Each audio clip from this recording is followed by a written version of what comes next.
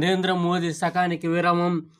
రాజ్దీప్ సర్దే దీపశిఖ.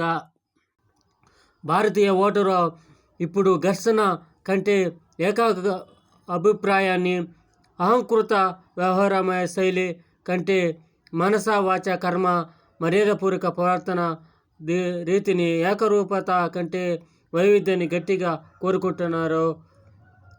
అది అభిలాష సార్వత్రిక ఎన్నికల ఫలితాల్లో ప్రతిబింబించింది.